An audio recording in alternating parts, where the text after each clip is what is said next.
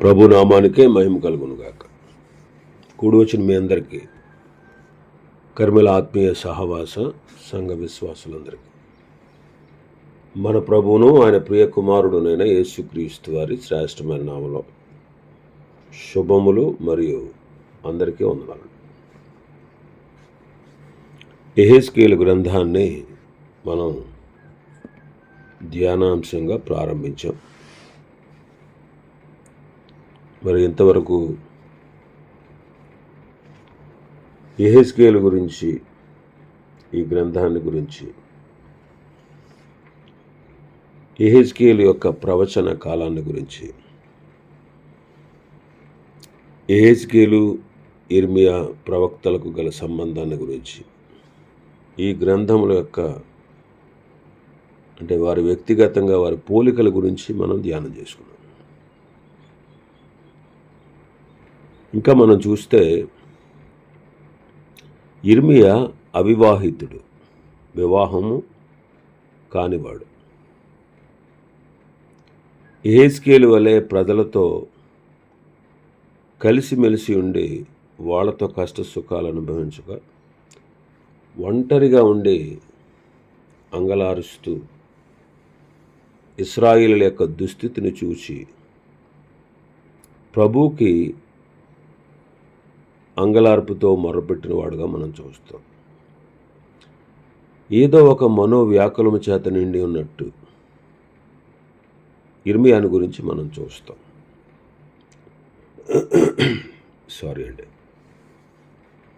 యెహెజ్కేలు అలా కాకుండా నెమ్మది గల మనస్సు కలిగి నిదానము కలవాడై ఉండి, మానవ స్వాతంత్ర్యం కంటే దేవుని అధికారమే శ్రేష్టమైనది అని ప్రజలకు బోధించేవాడు. దేవాలయము, ఆచార వ్యవహారాలు, యాజకత్వం, బలుల యొక్క అవసరతలు, వాటితో పాటుగా నూతన హృదయము, మాంసపు గుండె, పవిత్రమైన మనస్సు, ఇవన్నీ మనకు అవసరం అని యెహెజ్కేలు గారు బోధించారు. యిర్మీయా తన గ్రంథాన్ని తాను రాసి ముగించలేదు, కానీ యెహెజ్కేలు తన గ్రంథాన్ని తాను స్వయంగా రాసి ముగించాడు. యిర్మీయా ప్రవచనాలు ఎత్తి, అంటే యిర్మీయా గారు ఏదైతే చూశాడో సూచనలు, యిర్మీయా మసులుచున్న బాణను చూశాడు. అలాగే అక్క చెల్లెండ్రు యోధా, ఇశ్రాయేల్, వాళ్ళ గురించి మాట్లాడాడు. అలాగే గొర్రెల కాపరుల గురించి మాట్లాడాడు. అలాగే తండ్రులు ద్రాక్ష పళ్ళు తింటే పిల్లల పళ్ళు పులుస్తాయి అని యిర్మీయా మాట్లాడిన ఈ మాటలన్నీ ఎత్తి మరింత వివరంగా వాటిని మనకు వివరించినట్లు మనం ఈ యెహెజ్కేలు గ్రంథంలో చూస్తాం. కాబట్టి ఈ బోధలకి సంబంధం ఉంది. యిర్మీయా గారు చేసిన బోధలకు, యెహెజ్కేలు గారు చేసిన బోధలకు సంబంధం ఉంది. యెహెజ్కేలు సేవ చాలా కష్టతరమైంది.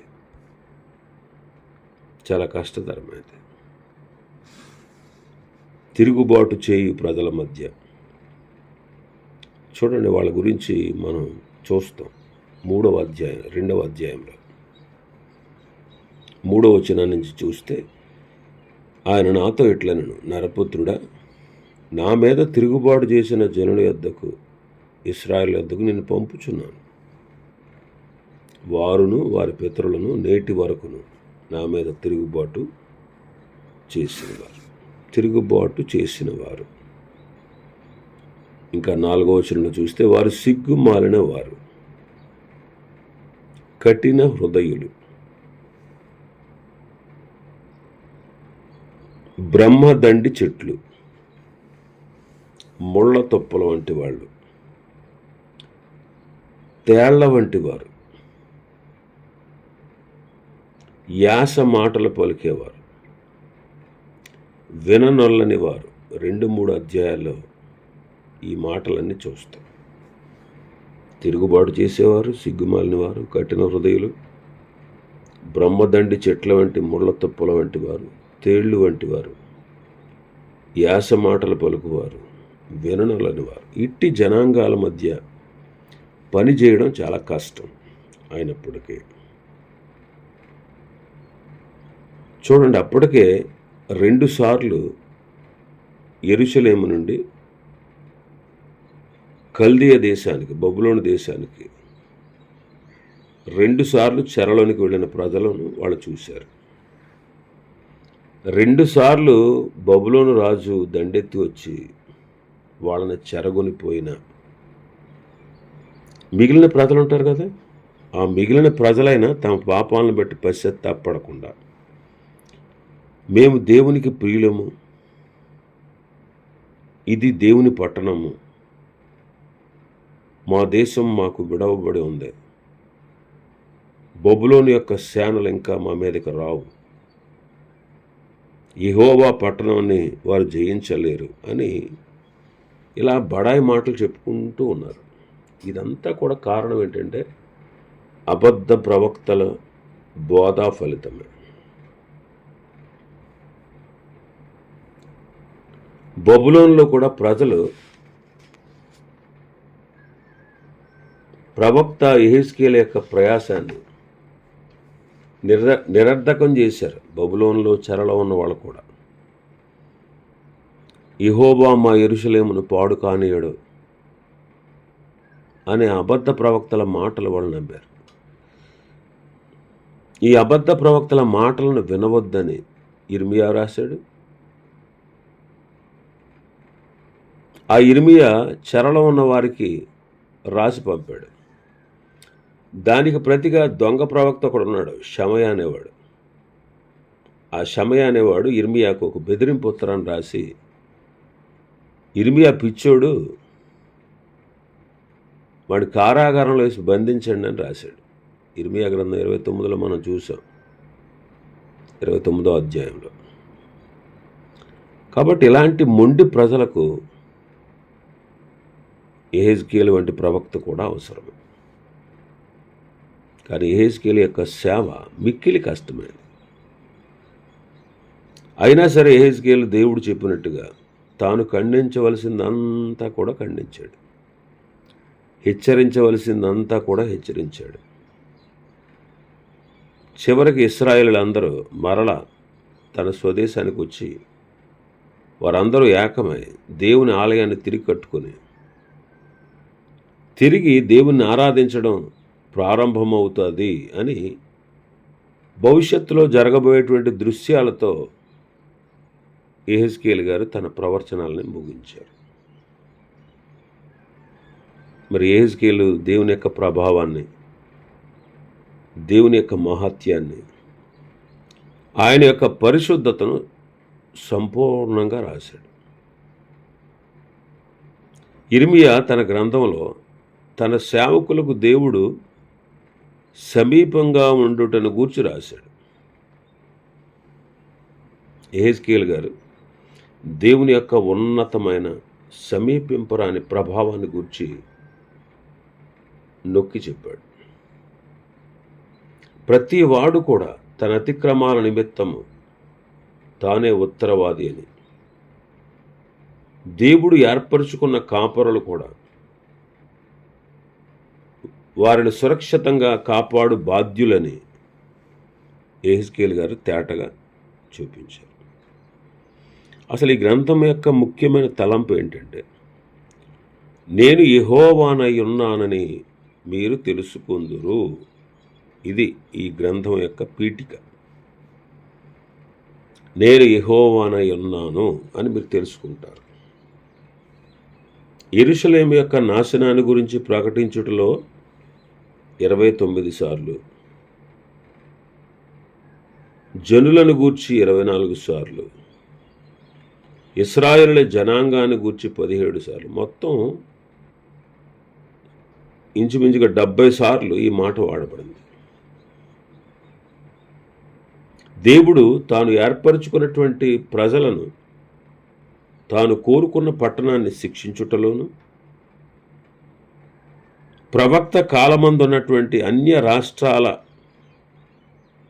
ఆ రాష్ట్రాలపై వచ్చే తీర్పులు పంపుటలోను, వాగ్దాన ప్రజలైన ఇశ్రాయేలుల శేషము తిరిగి స్వదేశానికి వస్తుందని చెప్పుటలోను, ఇలా జరుగుతుంది, ఇలా జరిగి తీరుతుంది, అప్పుడు మీరు నేను యెహోవానై ఉన్నానని తెలుసుకుంటారు. ఇలా జరిగినప్పుడు, నేను ఇలా చేసినప్పుడు నేను యెహోవానై ఉన్నానని మీరు తెలుసుకుంటారు అని యెహెజ్కేలు ద్వారా దేవుడు తన ప్రత్యక్షతను తెలియపరిచాడు. మరి యెహెజ్కేలు గ్రంథానికి క్రొత్త నిబంధన గ్రంథానికి కూడా సంబంధం ఉంది. యెహెజ్కేలు గారు బోధించిన వర్తమానాల్లో అనేకము క్రొత్త నిబంధనలో కూడా విస్తరించబడ్డాయి. మాంసపు గుండె గురించి 11వ అధ్యాయంలో చూస్తాం. పౌలు గారు మెత్తని మనస్సు అనే పలకల మీద నేను రాస్తున్నానంటాడు. కొరింథీయులకు రాసిన 2వ పత్రిక 3:3లో దేవుని యొక్క తీర్పు దేవుని ఇంటి వద్ద ఆరంభమవుతుందంటాడు పేతురు గారు. ఇవన్నీ ఇక్కడున్నటువంటి దృష్టాంతాలను ఉపయోగించి రాసినవి.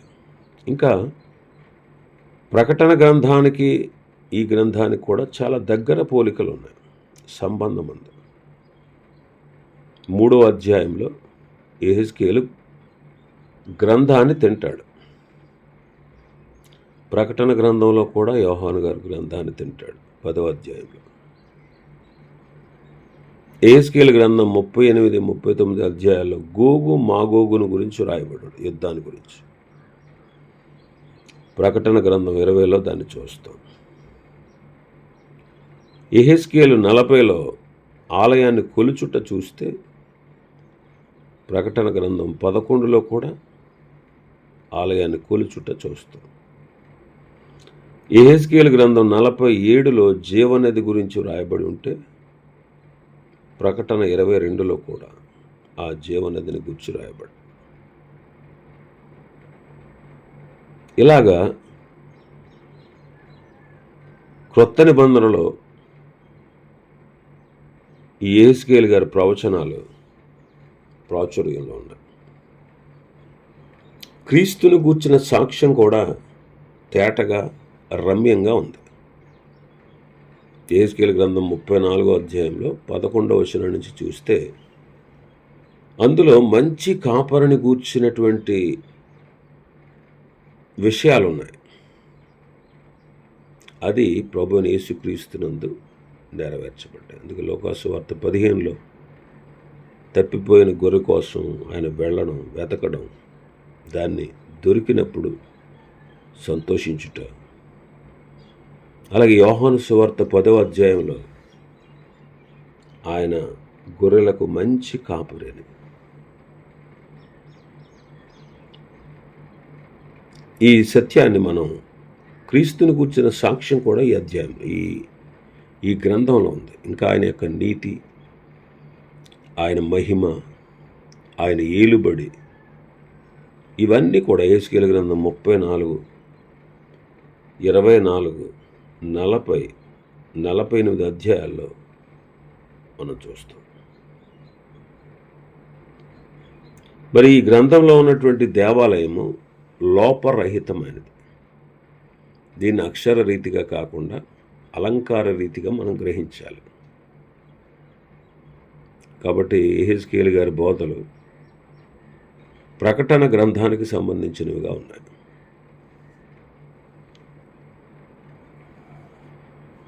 ప్రకటన గ్రంథానికి సంబంధించినవిగా ఉన్నాయి.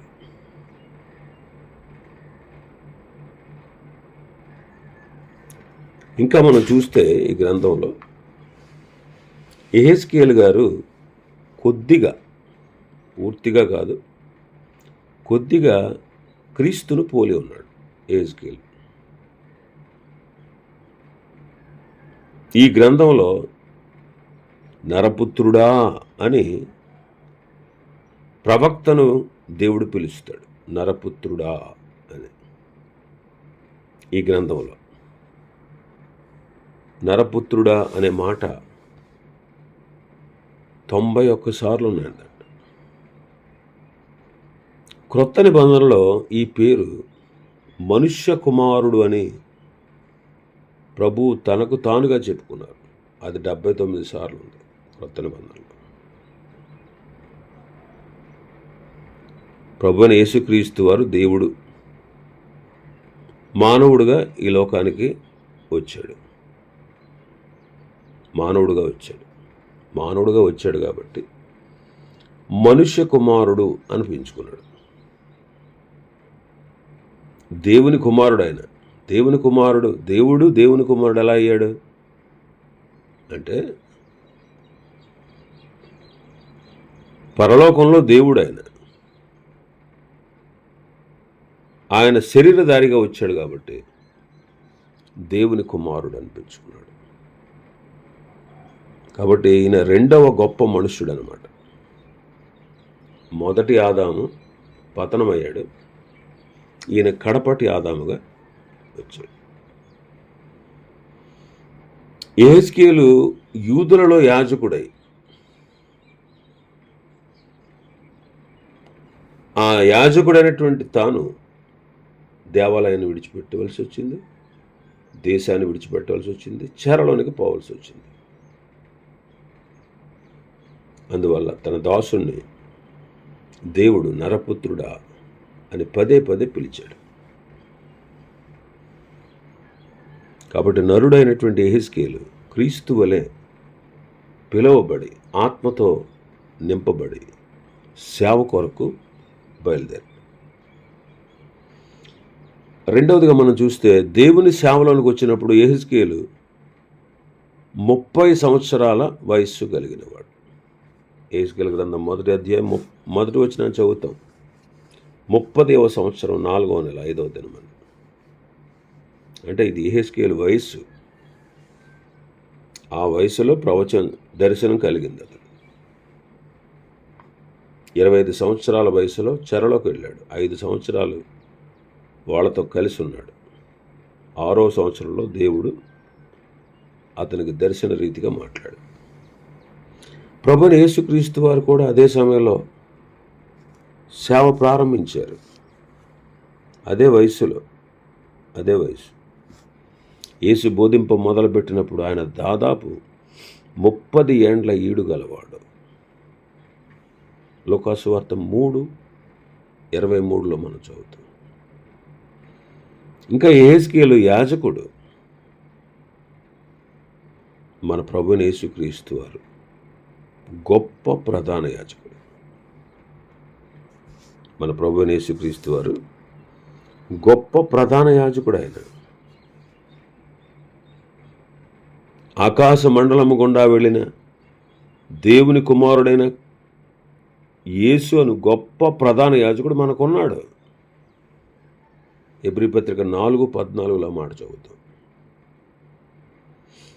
ఇంకా 4వదిగా మనం చూస్తే యెహెజ్కేలు ఇశ్రాయేలుల దోషమును భరించినవాడు. ఇశ్రాయేలుల దోషమును భరించాడు యెహెజ్కేలు. 4వ అధ్యాయంలో చూస్తాం.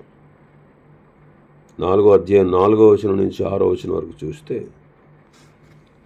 మరియు నీ ఎడం పక్కన పండుకొనిండి, ఇశ్రాయేలు వారి దోషమును దాని మీద మోపవలను. ఎన్ని దినములు నీవు ఆ తట్టు పండుకొందువో అన్ని దినములు నీ వారి దోషమును భరిస్తావు. ఇశ్రాయేలు వారి దోషమును నీవు భరించినట్లుగా వారు దోషము చేసిన సంవత్సరముల లెక్క చొప్పున నీకు 390 దినములు నిర్ణయించి ఉన్నాను. 390 అంటే ఇంచుమించు 13 నెలలు.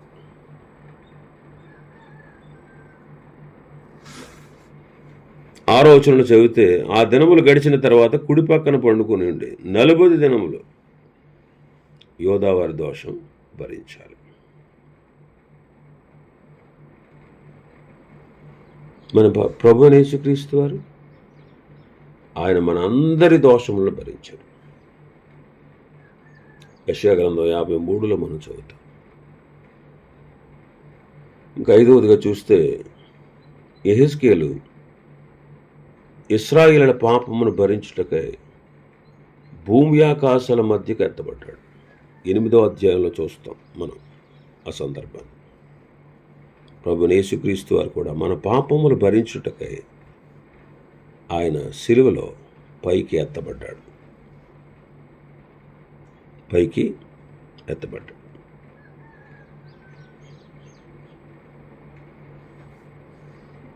ఇంకా చాలా విషయాలు ఉన్నాయి అధ్యాయంలో. ఈ యెహెజ్కేలు గ్రంథాన్ని గురించి మనం ముందుగా చెప్పుకోదగిన అనేకమైన విషయాలు ఉన్నాయి. ఇంకా యెహెజ్కేలు గ్రంథంలో మనకు ప్రభువైన యేసుక్రీస్తు వారు స్పష్టంగా కనబడతారు. ఆ విషయాలు కూడా రేపటి దినం మనం ధ్యానం చేసుకుందాం. దేవుడి వర్తమాన వాక్యాన్ని మన వినికిడిలో ఆశీర్వదించును గాక. ఆమేన్.